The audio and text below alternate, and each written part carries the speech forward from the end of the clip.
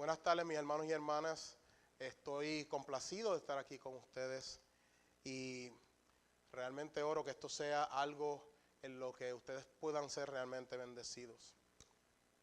En los años 2011 al 2015, yo tuve la oportunidad de trabajar en lo que se llama transporte médico. Eso básicamente lo que incluye, eso es un programa del departamento de Delaware, del estado de Delaware, perdón, donde las personas que están bajo el programa médico de servicios sociales, o como mejor se le conoce, Medicaid, tienen la capacidad de gratuitamente poder viajar a las citas médicas. Mi trabajo consistía en simplemente llevarlos a esas citas y traerlos a la casa de nuevo. Pero una de mis responsabilidades mayores que yo tuve durante ese tiempo fue llevar a pacientes adictos a las drogas a clínicas de rehabilitación. Estas clínicas tenían como base el poder enseñar a estos adictos a cómo vivir en su diario vivir, en cómo manejar su adicción en las diferentes facetas, trabajos y demás. Durante este tiempo y como parte de mi trabajo de lidiar con gente de adicción a drogas, había un programa de televisión en una cadena americana que se llamaba Intervention, en inglés, en español es intervención. Este programa lo que hacía era, la idea central del programa era seguir de cerca a pacientes que estaban en un estado extremo de drogadicción, seguirlos en cualquier faceta, hasta aún cuando ellos estaban en medio de su dosis de drogarse ahí mismo, esa cámara los recogía. Ahora bien, lo que a mí me llamaba la atención de este programa es que el punto culminante del programa de Intervention era que en algún momento los productores de este programa cogían a ese adicto de una manera sorpresa y lo llevaban a una habitación de motel o una habitación en una casa. Y allí, cuando ese paciente abría las puertas, lo que él veía era familiares y amigos, obviamente inesperados. Ahora bien, esos familiares y amigos que estaban allí de manera sorpresa, estaban allí por una sola cosa. Ellos querían intervenir de inmediato. De ahí viene el título del programa. Ellos querían ofrecerle la ayuda necesaria antes que el vicio los llevara a la muerte o a la cárcel. Amén. Y lo que era increíble y lo que era siempre algo que a lo que me captaba la atención siempre era que no importa la situación que ellos tuvieran tan precaria, una situación totalmente horrible, ellos no aceptaban que necesitaban ayuda e ignoraban las opciones que los podían guiar a una vida saludable dentro de la sociedad. Yo sé que para lo que yo he traído a manera de introducción puede ser para nosotros chocante en el sentido de que está tan extremo de la iglesia que nosotros no podemos ver cómo eso nos podría afectar. Pero, si somos honestos, muchas veces, aún como creyentes, nosotros actuamos de esa misma manera. Ignoramos nuestro pecado y la ayuda de los hermanos en la fe que el Señor ha puesto disponible para nosotros dentro de la iglesia local. Ahora, quiero que consideremos esto para traerlo a casa, para traerlo aquí con nosotros, en la iglesia local. Quiero que piensen en su hermano y hermana que tienen alrededor. Y nos hacemos estas preguntas. ¿Eres capaz de verte en una situación de pecado como la que ellos están pasando? ¿Te puedes identificar con sus faltas y luchas como las que mencioné anteriormente? ¿Tú eres de los que crees que es imposible estar envuelto en una situación como la que ellos están?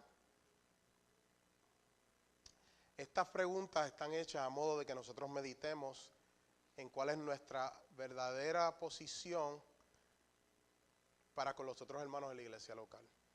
Amén. Porque nosotros quizás no lo decimos públicamente, pero muchas veces, y me incluyo, en nuestro corazón, quizás pensamos, yo soy mejor que ellos. Eso nunca me puede pasar a mí, lo que ellos están pasando. Y si nos queremos poner más cristianos todavía, podemos decir, es que yo soy más sólido teológicamente. Si este es nuestro pensar, permíteme sugerirte que cuando estemos al frente de la situación con un hermano que esté en pecado, un hermano de la iglesia, nosotros, en vez de gloriarnos en cómo nosotros estamos de bien, nosotros deberíamos tener la actitud que describe el Señor Jesucristo en Lucas 18:13, se los leo, que dice: pero el recaudador de impuestos, de pie y a cierta distancia, no quería ni siquiera alzar los ojos al cielo, sino que se golpeaba en el pecho, diciendo: Dios, ten piedad de mí, pecador. ¿Por qué esta es la actitud correcta? Porque todos nosotros hemos pecado y estamos destituidos de la gloria de Dios. Por eso hoy yo vengo junto a ustedes, fíjense, yo me estoy incluyendo, todos nosotros juntos estamos en esto. Yo vengo junto a ustedes para adentrarnos en las profundas aguas de la autoexaminación, y esto lo haremos al exponer el tema tan importante que vemos en la carta del apóstol Pablo a los Gálatas, en el capítulo 6, versículos 1 al 2. Lo pueden buscar, todavía no lo vamos a leer, pero lo pueden buscar.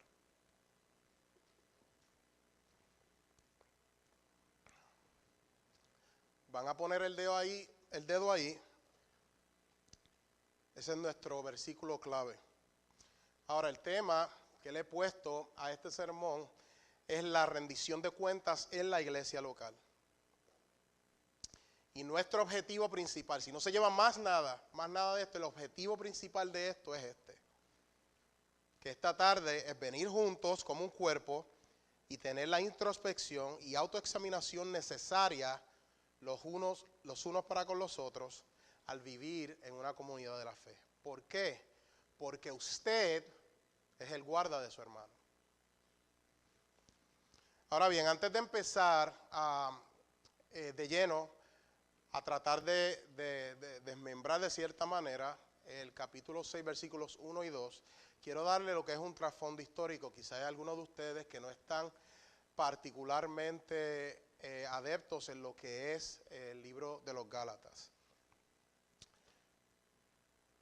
La carta de los Gálatas sale y está dirigida a un grupo de iglesias que Pablo funda. El apóstol Pablo funda estas iglesias, un grupo de iglesias en la zona de Gálatas. Hay algunos comentaristas que dicen que es al norte, otros dicen que es al sur, pero lo que sabemos a ciencia cierta que es el grupo de los Gálatas fue establecido por Pablo en uno de sus viajes misioneros.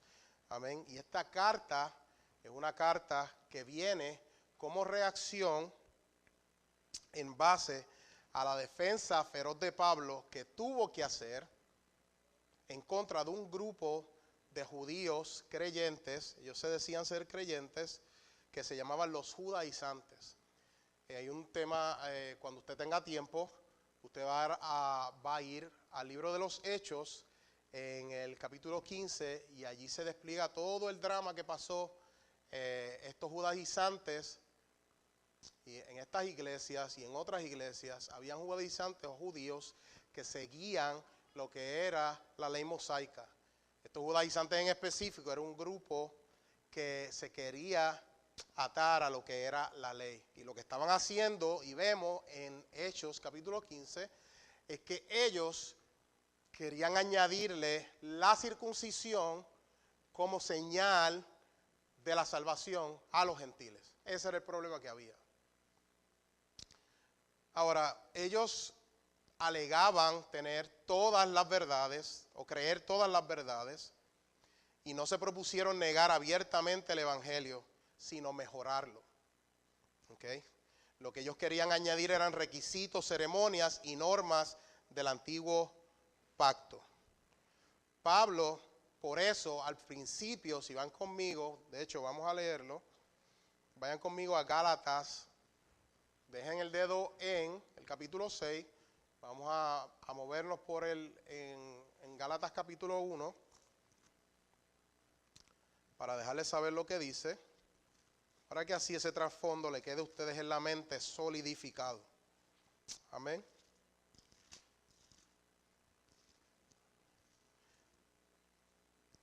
En Gálatas capítulo 1, versículo 4, Pablo define lo que es el Evangelio, la verdad del Evangelio. Él dice, el cual se dio a sí mismo, hablando de Cristo, el cual se dio a sí mismo por nuestros pecados para librarnos del presente siglo malo, conforme a la voluntad de nuestro Dios y Padre. John MacArthur, en el comentario de él, hablando de los falsos maestros, él dice, los falsos maestros eran culpables por su propia corrupción de la verdad de Dios, pero los cristianos en Galacia también eran responsables al dejarse engañar de esa manera y cambiar la gracia divina por el legalismo. Ahora Pablo lo que hace es que en medio de esto, y luego de decirles en el versículo 4 lo que es el Evangelio, él lo contrasta con una de las pronunciaciones más fuertes de maldición que están en la Biblia, en todos los escritos de la Biblia. Es extremadamente fuerte, donde él se incluye a él incluye la categoría de los ángeles, y él dice que nada va por encima de las palabras. Vamos a leerlo en Gálatas 1, 8 al 9.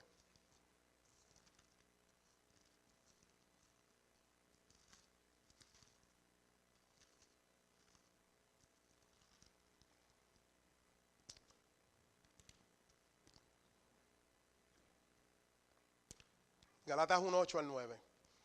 Amén, si lo tienen me acompañan ahí. Acaba de decir lo que es el Evangelio en el versículo 4, Gálatas 1, 4. En el versículo 6, él dice, estoy maravillado de que tan pronto, eso da alusión a que lo que Pablo les enseñó, o dos opciones, o ellos se adquirieron o recibieron rápidamente lo que estaban diciendo los judaizantes, o ellos dejaron el mensaje así de rápido, ignorándolo. ¿Ok? Estoy maravillado. Cuando él dice maravillado, él está, eso es una expresión de que está sorprendido a un nivel exagerado. Pero en Gálatas 1, 8 al 9 leemos, mas si aún nosotros, fíjense que él se incluye ahí, o un ángel del cielo, os anunciar otro evangelio diferente del que os hemos anunciado, sea anatema. Anatema significa maldición. Como antes hemos dicho, un paréntesis, siempre que la Biblia repite algo, usted tiene que estar pendiente porque así importante es. Amén. Como antes hemos dicho, también ahora lo repito, si alguno os predica diferente evangelio del que habéis recibido, sea anatema. Lo que Pablo describe aquí, esos versículos, eso es lo más fundamental, ese es el pináculo, la cima de esta carta. Eso fue lo que leímos ahora mismo. ¿A qué nivel era la defensa de Pablo? Bueno, tan feroz era su defensa por el evangelio que el mismo apóstol Pablo, que fue donde Jacobo, Pedro y Juan, que lo pueden leer ahí en Gálatas 2, después que Pablo es convertido y va a los 3 años, él vuelve y como señal de compañerismo, él viene donde Jacobo, Pedro y Juan. Jacobo, el hermano del Señor, que se consideraban columnas él quería que el mensaje que él tenía, que el Señor mismo le había dado en revelación, él quería estar seguro que era el mismo que tenían los apóstolos del Señor. Y él va donde ellos ven lo que el Señor está haciendo con él, y ellos dicen, le dan, en Gálatas 2:9, le dieron la diestra en señal de compañerismo. Pero ese mismo apóstol Pablo es el que luego, unos versículos después, dice que le resistió a Pedro cara a cara. ¿Por qué? ¿La tienen cogida con Pedro todo el tiempo? No. ¿Por qué le resistió a Pedro cara a cara? Porque era de condenar.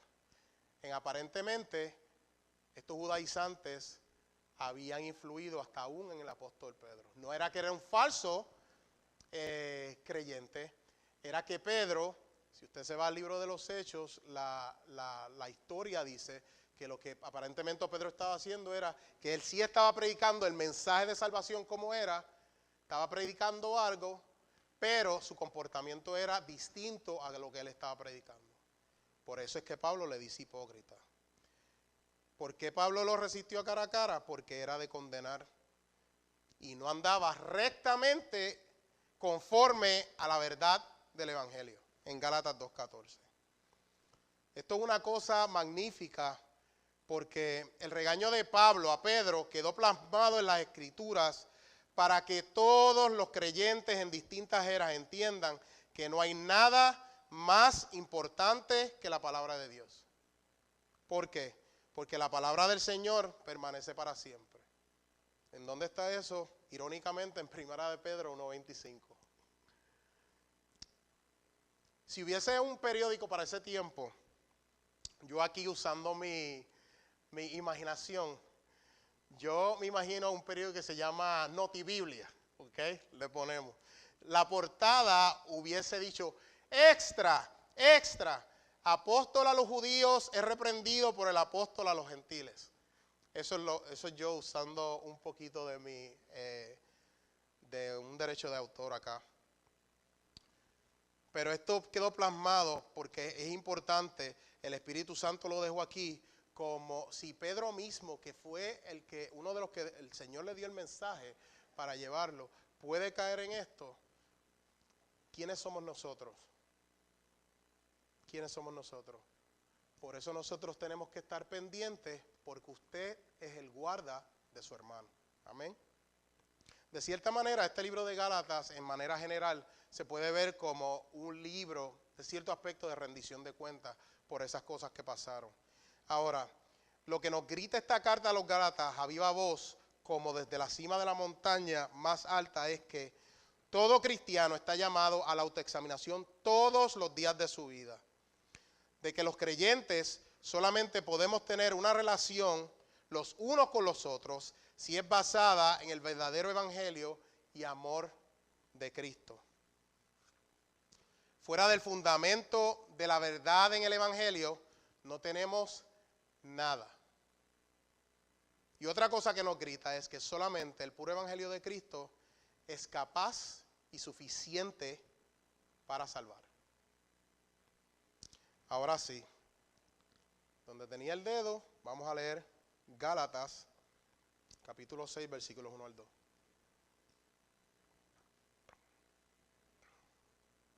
Gálatas 6, versículos 1 al 2. Dice, hermanos, si alguno fuere sorprendido en alguna falta, vosotros que sois espirituales, restauradle con espíritu de mansedumbre, considerándote a ti mismo, no sea que tú también seas tentado, sobrellevad, los unos las cargas de los otros y cumplid así la ley de Cristo. Ahora bien, al tratar con estos versos de Gálatas, capítulo 6, versículos 1 al 2, yo deseo responder 5 preguntas. Estas preguntas nos van a servir de guía para poder entender mejor lo que el apóstol Pablo o el Espíritu Santo a través del apóstol Pablo nos está diciendo. Amén, en esta tarde. 5 preguntas. ¿Qué es la rendición de cuentas? Número 2, ¿qué hacer en la rendición de cuentas? ¿Quién debe hacer la rendición de cuentas? ¿Cómo se debe hacer la rendición de cuentas? Y la número 5, a manera de aplicación y como beneficio en la iglesia local, ¿cuáles son algunos de los beneficios prácticos de la rendición de cuentas para los creyentes en la iglesia local. Ahora abordemos la primera pregunta. ¿Qué es la rendición de cuentas? Bueno, en su forma más básica, y esto es algo que aún en el mundo secular se puede ver, según la Enciclopedia Británica, el término contable, de donde sacamos la gente que cuenta, ¿verdad? Tiene su origen en el latín la palabra computare, de computación, que significa contar. La palabra se utilizaba en la antigüedad de una persona que se le exigía presentar un recuento de las propiedades o de el dinero que había dejado a su cargo. O sea que la rendición de cuentas, de una manera literal, significa susceptible de ser llamado a dar cuentas. Ahora, bíblicamente hablando, la rendición de cuentas se da en dos relaciones distintas. De manera vertical, nosotros le debemos cuenta de nuestras acciones a Dios. ¿Por qué? Porque Dios es nuestro creador. Él nos creó para que nosotros le demos alabanza, le seamos obedientes y le seamos fieles. Él es merecedor de todo eso. Amén. Romanos 14:12 dice: así pues, cada uno de nosotros dará cuenta de sí mismo a Dios.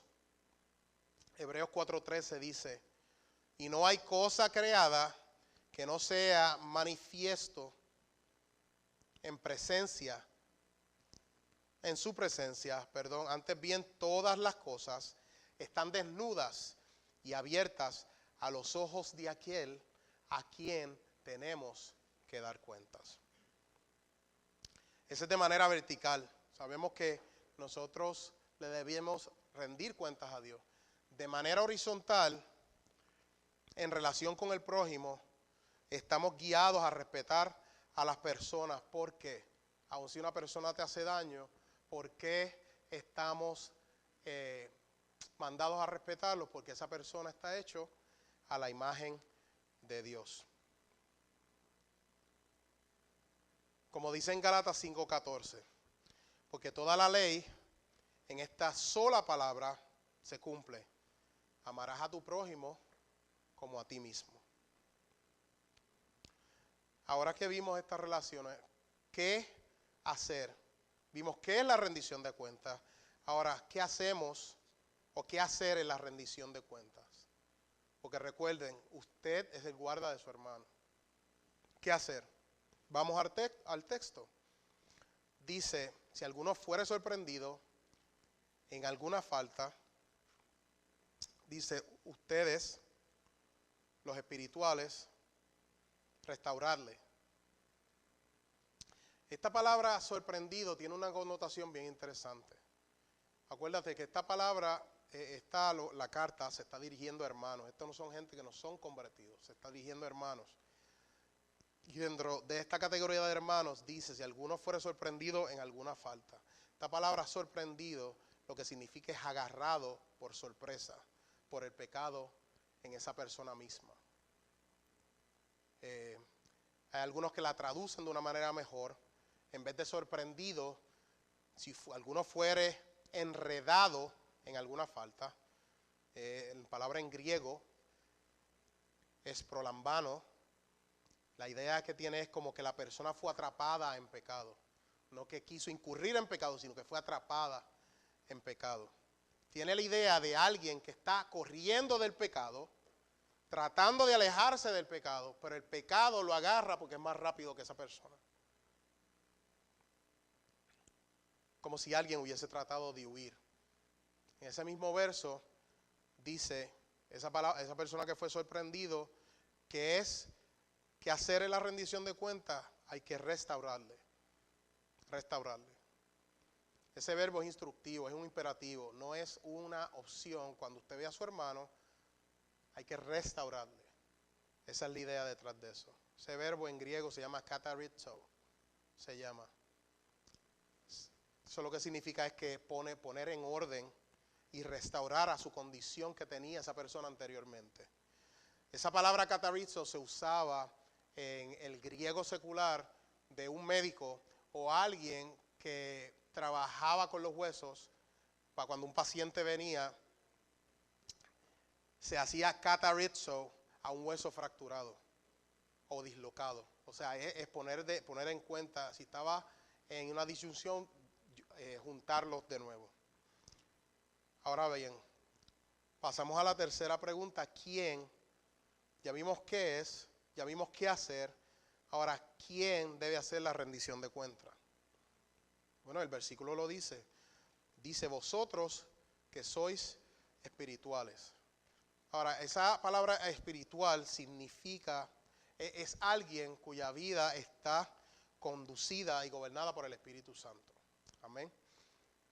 Bíblicamente, el único que debe exhortar y no debe ser de sorpresa es el espiritual y no el legalista. Porque la persona legalista solamente te va a mandar a hacer una lista de cosas, pero no tiene la misericordia detrás de lo que está diciendo. Y de hecho, una persona legalista en sí es imposible que sea un creyente, como lo vemos en el caso de los judaizantes, porque no tenían un verdadero evangelio. Pero ¿quiénes deben restaurar? Las personas espirituales y no los legalistas. Ahora bien, todos los cristianos están habitados por el Espíritu, amén. Todos los cristianos. Esto no se trata de otro tipo de categorías ni nada de eso. De hecho, este ministerio amoroso de restaurar a un hermano errante es exactamente el tipo de cosas que todos haremos cuando estemos caminando por el Espíritu. El capítulo anterior, en Galatas capítulo 5, el apóstol Pablo, él ha descrito la diferencia entre lo que es caminar por la carne y caminar por el Espíritu. Cuando usted esté en su casa, que tenga la oportunidad de leerlo, y usted vea esa lista, la lista de caminar en la carne, todas esas cosas que él describe ahí, todas están condenadas en la ley. Todas. Pero las que cuando se camina por el Espíritu, como dice en Galatas 16, digo pues andad por el Espíritu y no cumpliréis el deseo de la carne. Una no va con la otra. Amén. Ahora, una nota importante que hacer aquí es que aunque no hay cristianos super espirituales, en el contexto de donde yo vengo, y yo sé que muchos de ustedes oían que habían otros hermanos en la fe que pretendían o que creían que habían cristianos con el Espíritu Santo y otros que tenían el Espíritu Santo a un menor nivel. ¿Verdad? Yo sé que ustedes han oído eso. Ese no es el caso aquí. Eso no lo es lo que estamos viendo. Eso no es una enseñanza bíblica. Todos los cristianos tenemos el Espíritu. Y aunque no hay cristianos súper espirituales y no hay diferentes categorías de cristianos, lo que sí hay dentro de la comunidad de fe es cristianos que caen en pecado. Si usted no ha caído en pecado, no sé si es un robot o algo, pero está autoengañado. Todos vamos a caer en pecado. Todos. Eso es algo que durante toda la Biblia lo vemos. Todo el tiempo. El que confiesa su pecado y se aparta alcanza misericordia. Amén. Así que como usted es guarda de su hermano, cuando usted vea un pecado en otra persona, tenga esto en mente. Que todos nosotros tenemos la mente de Cristo, dice 1 Corintios 2:16. Así que quiero asegurarme de enfatizar, eso es bien importante, enfatizar de nuevo que todo creyente necesita ver y entender que su papel y deber es ayudar a otro hermano. Porque nosotros podemos caer en lo mismo que el hermano o la hermana. Amén. Ahora vamos a ver la cuarta pregunta. ¿Cómo se debe hacer la rendición de cuentas? Vimos qué es, vimos qué hacer, vimos quién debe hacerlo. Ahora, ¿cómo se debe hacer la rendición de cuentas? Seguimos leyendo. Vosotros que sois espirituales, restauradle.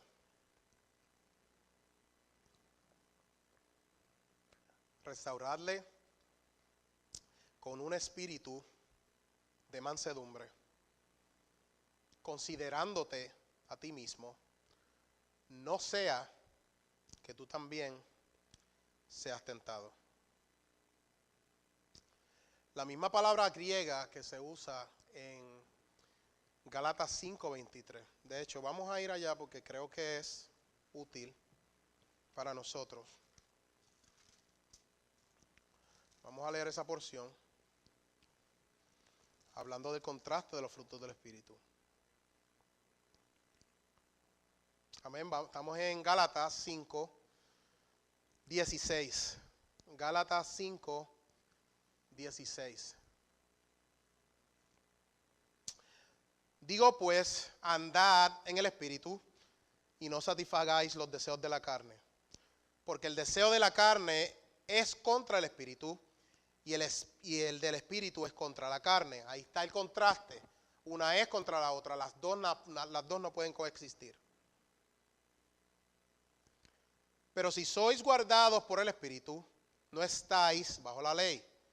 Y manifiestas son las obras de la carne, que son adulterio, fornicación, inmundicia, lascivia, idolatría, hechicerías, enemistades, pleitos, celos, iras, contiendas, disensiones, herejías, envidias, homicidios, borracheras, orgías y cosas semejantes a estas, acerca de las cuales os amonesto, como ya os lo he dicho antes, que los que practican, subraye eso en su mente, que los que practican tales cosas no heredarán el reino de Dios. Esa palabra más en el versículo 22 es sumamente importante, porque es una palabra que denota lo que Pablo está diciendo en una línea. Dice más, ese más quiere decir como si fuera por otro lado o por otra parte. Dice, más el fruto del Espíritu es amor, gozo, paz, paciencia, benignidad, bondad, fe, ahí está la mansedumbre, templanza. Contra tales cosas no hay ley. Pero los que son de Cristo han crucificado la carne con sus pasiones y deseos. Si vivimos por el Espíritu, andemos también por el Espíritu. No nos hagamos vanagloriosos, irritándonos unos a otros, envidiándonos unos a otros. Como paréntesis, ustedes dirán, hermano Yamil, hay un montón de gente que me irrita a mí. Un montón de gente que me irrita a mí. Bueno, vea los frutos del Espíritu, tiene que tener paciencia, benignidad, mansedumbre. ¿Cómo se debe hacer la rendición de cuentas? Vosotros que sois espirituales, restaurar en espíritu de mansedumbre, considerándote a ti mismo. Puedes irritar a otra persona, pero a lo mejor él te irrita a ti también. Todos somos un montón de pecadores como dice, la iglesia es un hospital. El que no esté enfermo no está dentro del hospital. Amén. Así que esta misma palabra, como parte del fruto del Espíritu, es la que Pablo usa en el 5:23, en el capítulo 5:23. Y la mansedumbre, escribe un obispo que se llama Obispo Lightfoot, dice que no es sorprendente que esté aquí porque es una característica de la verdadera espiritualidad. Una de las razones por la que solo los cristianos espirituales deben intentar el ministerio de la restauración es porque solo el espiritual es manso. No dije menso, manso, no es lo mismo. Manso, humilde. Mientras más espiritual es una persona, no sé si se ha dado cuenta, mientras más espiritual una persona se considera, más reconocimiento abstiene de que es pecadora. Esa es la actitud de la que está hablando aquí. Pablo añade que debemos vigilar para no caer en la tentación. Esto sugiere que la mansedumbre nace de un sentido de nuestra debilidad y propensidad al pecado. J.B. Phillips dice, parafrasea y dice, no con ningún sentimiento de superioridad, sino estando en guardia contra la tentación. O sea que cuando nosotros hacemos esa restauración en mansedumbre, no es porque nosotros seamos mejores que esa otra persona. Nunca la Biblia va a decir eso. Todos estamos en un mismo plano, todo el mundo. Los cristianos están todos sellados por el Espíritu, pero dentro del proceso de lo que es la santificación, hay unos cristianos adelante y otros que están detrás. Pero en cuanto a categoría de cristianos, no hay ninguna, porque el Señor mismo ha sellado con el mismo Espíritu a Pedro, que con el mismo Espíritu a Juan, que con el mismo Espíritu a Alberto, si todos son creyentes. Amén. La corrección puede ser dada, ojo, es importante en cuanto a cómo dar la corrección. La corrección puede ser dada en tal manera que produzca el completo desaliento en la persona y que la conduzca a la depresión y a la desesperación. O la corrección puede darse en tal manera que ponga a la persona sobre sus pies con la decisión de obrar mejor y con la esperanza de obrar mejor. ¿Cómo se ve eso con mansedumbre? ¿Ok? Alberto está en pecado, en el pecado que sea, es creyente, está dentro de una iglesia local. Alberto cometió un pecado.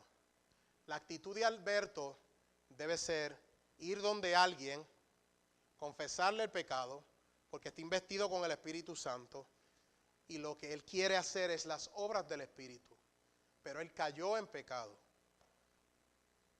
Ya cuando alguien practica el pecado, que por eso le dije que subrayaran esa palabra, es una cosa distinta. La palabra practicar el pecado da connotación de alguien que ya ha obviado la conciencia, el Espíritu Santo, diciendo no hagas esto, no hagas esto, no hagas esto, y la persona lo sigue haciendo. Es una como obstinación a seguir pecando. Eso no es de lo que estamos hablando. Para eso está la disciplina bíblica que nos describe Mateo. Amén. Por eso está ese proceso. La idea es que si Alberto cayó en pecado, él pueda venir donde alguien que él conozca, sea los líderes de la iglesia, o sea otro hermano maduro, le pueda decir, Alberto, tú confesaste delante de nosotros que tú eres creyente. Siéntate aquí, esto es lo que dice la palabra.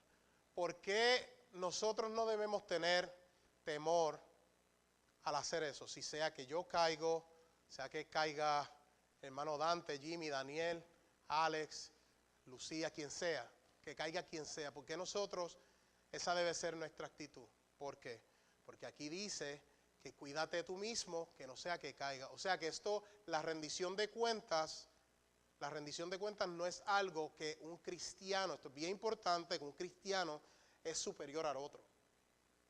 Eso no es la rendición de cuentas. Eso es confesar. Nosotros no estamos en la iglesia católica, eso es un confesatorio o algo así. Eso no es lo que estamos diciendo aquí. La rendición de cuentas, el proceso de manera práctica, ¿cómo se ve? Es que ese hermano que ha pecado viene donde otro hermano que es pecador también.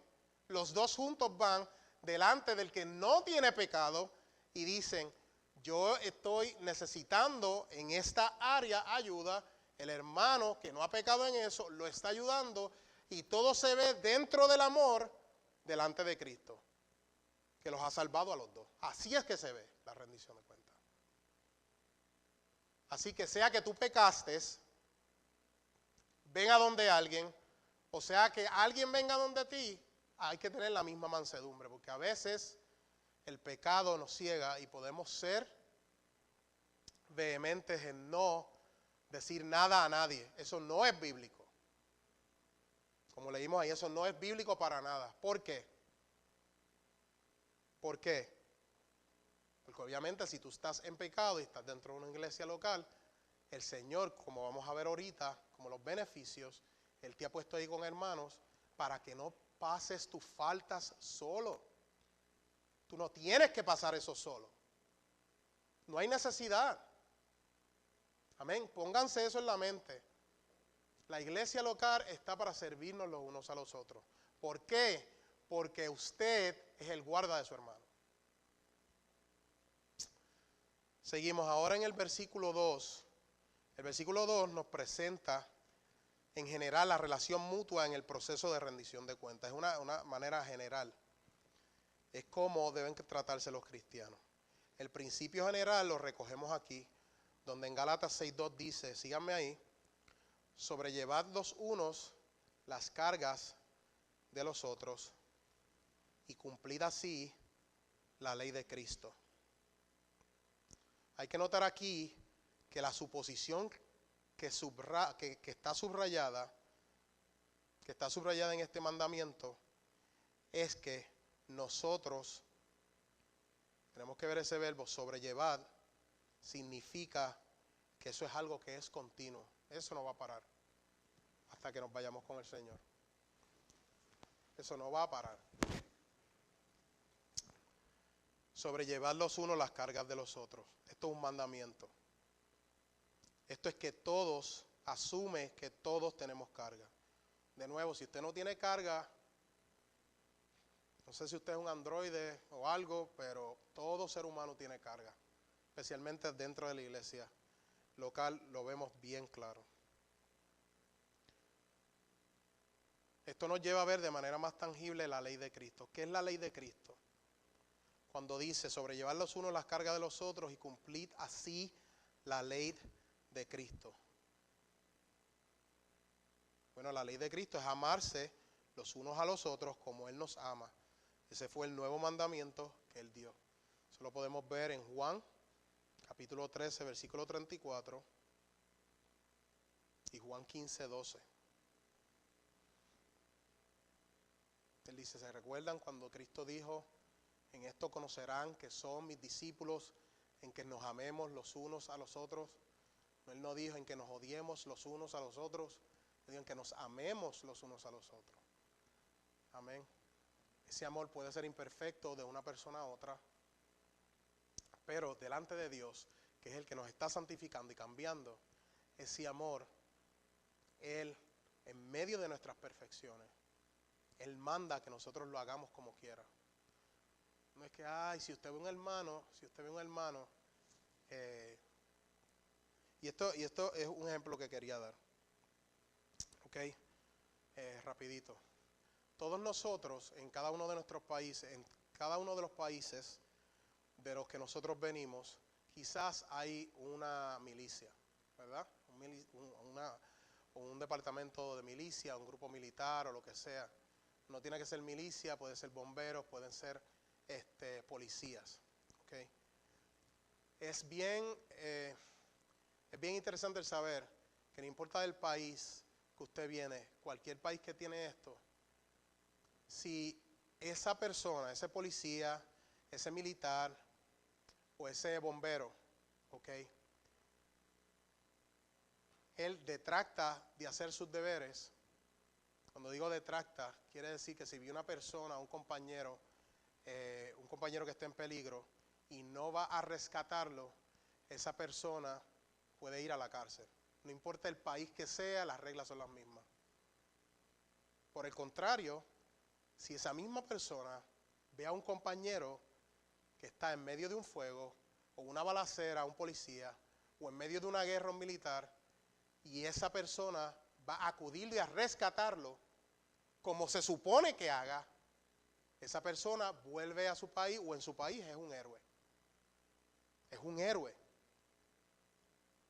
De hecho, una de las medallas más importantes que se puede dar en el gobierno de los Estados Unidos es la medalla de Congreso. Y literalmente dice, por exceder la misión o exceder la tarea que la persona tenía. Se ven como héroes.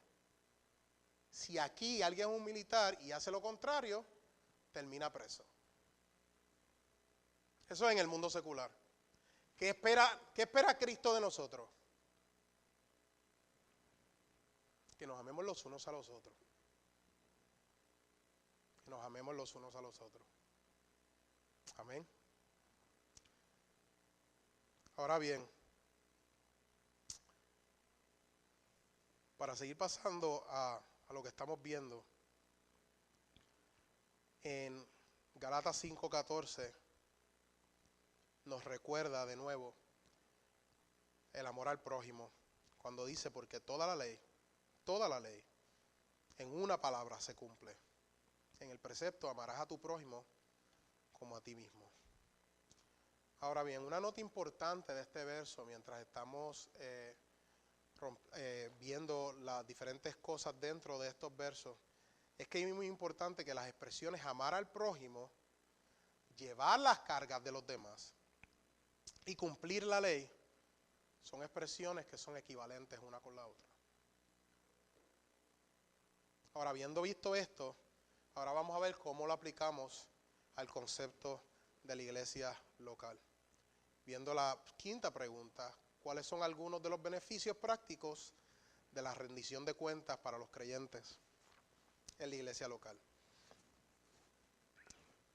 Uno de los beneficios es que refleja la imagen de Dios. Refleja la imagen de Dios. Esto es importante porque nosotros fuimos creados a la imagen de Dios y esto significa vivir nuestras relaciones en comunidad. Proverbios 28:13 dice, el que oculta sus pecados no prosperará, pero el que los confiesa y se aparta alcanza misericordia. Refleja la imagen de Dios, uno de los beneficios. Otro de los beneficios es que nos hace mejores creyentes.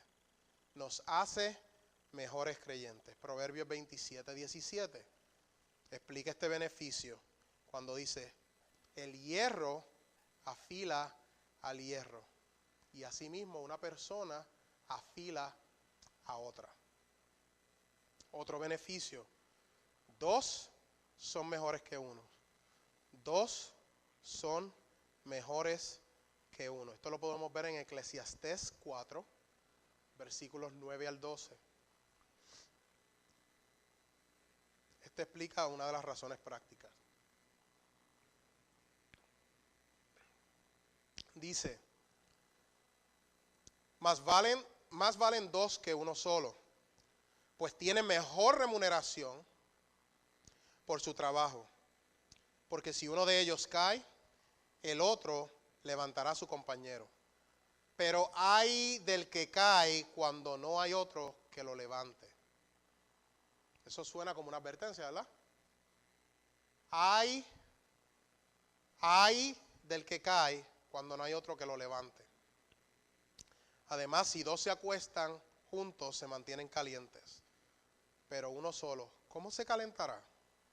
Y si alguien puede prevalecer contra el que está solo, dos lo resistirán. Pero un cordel de 3 hilos no se rompe fácilmente. Otro beneficio es que se basa en una conexión con Cristo. Se basa en una conexión con Cristo. Esta conexión con Cristo también se llama unión con Cristo. Es una de las verdades claves del cristianismo. Esto lo podemos encontrar en cada uno de los versículos, de los versos que dice con Cristo o en Cristo. Como en Romanos 8, 1 al 2 leemos.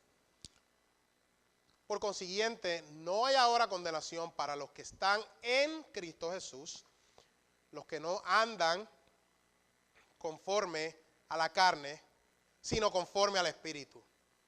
Porque la ley del Espíritu de vida en Cristo te ha libertado de la ley del pecado y de la muerte. La conexión con Cristo cambia fundamentalmente nuestra relación de rendición de cuentas con Dios. La responsabilidad bíblica que tenemos ahora consiste en buscar las cosas de arriba. Ahora ya no vemos a Dios como enemigo, Dios nos ha adoptado en la familia de la fe. Y como nosotros somos hijos de Dios, nos queremos parecer a Dios. Eso es, y como usted es guarda de su hermano, si usted nota algo o ese hermano viene donde usted, el deseo debe ser de usted de traerlo y recordarle quién es esa persona en Cristo Jesús. Otro beneficio es que nos conecta con el cuerpo de Cristo. Nuestra conexión con Cristo también significa que estamos conectados orgánicamente con otros cristianos. Primera de Corintios 12:6 explica que esta conexión significa que todo lo que hacemos y experimentamos como individuos afecta al cuerpo de Cristo en su conjunto. Primera de Corintios 12:26 dice, y si un miembro sufre, todos los miembros sufren con él. Y si un miembro es honrado, todos los miembros se regocijan con él. ¿Cómo se ve esto? Alguien pecó, viene a la iglesia, una familia que usted conoce, de momento se entera de que esa familia está siendo destruida por el pecado. Usted estaba tranquilo, pero como usted está como parte de la familia de la fe, ahora esa tranquilidad se le va, esa paz se le va. ¿En qué término? Porque ahora usted está preocupado por su hermano. Usted piensa en la familia, usted piensa en ese matrimonio, ¿qué va a hacer de los hijos? ¿Cómo lo puedo ayudar? Se va a perder ese hermano. Todas esas cosas le vienen a la mente. No hay tal cosa como un cristiano en una iglesia local que es individual. Eso es imposible. Este verso lo dice. Este verso es bien claro y lo dice. O sea que esa es la mentalidad que nosotros debemos tener. De hecho, esto se puede usar hasta como una pared de contención para que nosotros no pequemos. ¿En qué término? Nosotros vamos a hacer algo y detrás de la mente en algún sitio se piensa, diantre, y si se enteran los hermanos y las hermanas. Y cuando ellos sepan, y el bochorno, y cómo me van a mirar. Pero es un pecado intencional. Si usted cae en pecado, eso es distinto. Amén. De cualquier manera, la ayuda está para darse dentro de la iglesia local. El último punto de beneficio es que la rendición de cuentas nos libera. La rendición de cuentas nos libera. Porque la rendición de cuentas no tiene que ver con condenación. El punto principal de la rendición de cuentas es traer a alguien, es ir a llamar a alguien que ha dicho que es hermano, traerlo de nuevo al redil en ese sentido. Eso es lo que la rendición de cuentas hace. De hecho, Pablo advierte contra los tipos de rendición de cuentas, legalistas y condenatorios. En Gálatas 5, versículo 1, él dice, para libertad fue que Cristo nos hizo libres. Por tanto, permaneced firmes y no os sometáis otra vez al yugo de esclavitud.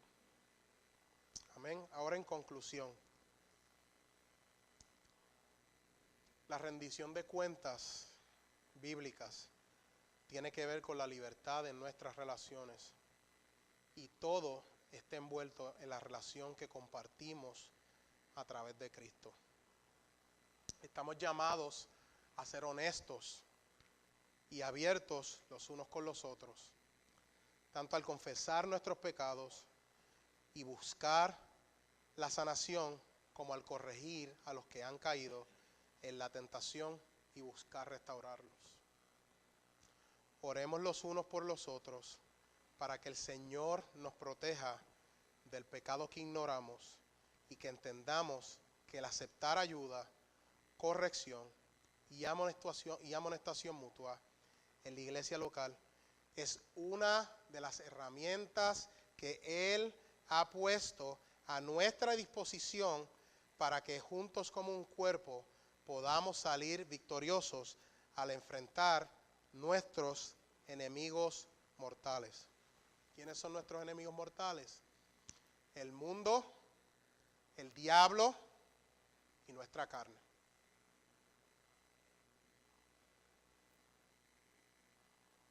¿Y ahora qué hacemos? ¿Qué esperanza tenemos?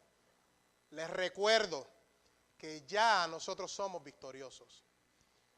Y gracias a Cristo podemos decir, como el apóstol Pablo, mas gracias sean dadas a Dios que nos da la victoria por medio de nuestro Señor Jesucristo. Primera de Corintios 15:57. Si hay aquí algún amigo que nos escucha, usted nos oye hablar del pecado, esa no es la misma posición en la que usted está si usted no conoce a Cristo. La relación que yo he descrito ahora es para una relación para simplemente hermanos en la fe, una relación dentro de la iglesia, gente que han sido perdonada por el Señor Jesucristo. Su posición no es esa si usted no conoce a Cristo. Su posición es una que está establecida en la palabra, que nosotros estamos establecidos a morir y después de esto el juicio, que todos somos pecadores y estamos destituidos de la gloria de Dios, que nosotros un día, después que nuestros ojos cierren aquí, vamos a ver al Dios de la gloria, lo vamos a ver en manera de juez. Hay dos maneras de vivir esta vida. Tú puedes ser perdonado por Cristo, en gracia, por medio de la fe y en arrepentimiento, y Dios te restablece, hace una relación con Él. O si Cristo no pagó por tus pecados, los vas a pagar tú mismo en una eternidad en el infierno. Un infierno que es real, un infierno que Dios establece, que es horrible y da mucha advertencia en cuanto a eso. Hoy es el día de salvación. Hoy es el día del perdón.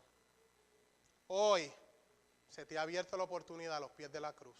Ven delante del Señor Jesús. Arrepiéntete de tus pecados y Él te perdona y te adopta en la familia de la fe. Oremos. Señor, te doy gracias por la oportunidad que me has dado de poder pasar esta palabra que he estudiado y tú me diste para tu pueblo. Estamos altamente necesitados de esto, de la rendición de cuentas. Es algo que por muchos años se ha visto como detrimental, algo negativo, algo que nosotros no queremos hacer aún como cristianos, porque lo que van a hacer es regañarme, lo que van a hacer es decirme qué es lo que no debo hacer, y eso no es lo que tu palabra establece. Tú eres el mismo Señor que deja las 99 para ir a buscar la una que estaba perdida. Tú eres un Dios por naturaleza salvador. Tú eres el Dios creador que nos das la oportunidad a seres viles y pecadores de que restablezcamos una relación contigo a través de tu Hijo Jesucristo. Esa debe ser nuestra mentalidad en este día, Señor. Que sea inculcada una cultura de rendición de cuentas de hermanas y de hermanos, donde nosotros como creyentes, en vez de ver el pecado y escondernos, ver el pecado, Señor, en nosotros y en los demás, como algo con lo que hay que luchar, y venir todos delante del trono del Rey pidiendo ayuda, y ver que mientras nosotros vemos esos pecados de una manera negativa, nosotros de manera positiva podemos decir cuánto dependemos de ti, cuánto necesitamos de ti. Que el amor por los unos y los otros crezca, que esta iglesia local se conozca por eso, Señor, en este pueblo de Milford y en los alrededores, que nos conozcamos por la misericordia y que a la misma vez seamos celosos con la palabra de verdad, como lo hizo el apóstol Pablo con las iglesias de los Gálatas, que a la misma vez él reprendió a los judaizantes y reprendió a los Gálatas. Él tenía corazón de padre, y que nosotros podamos decir como el apóstol Pablo le dijo a los Gálatas: con quien tengo dolores de parto, hasta que Cristo sea formado en nosotros. En el nombre de Jesús, oro todas estas cosas.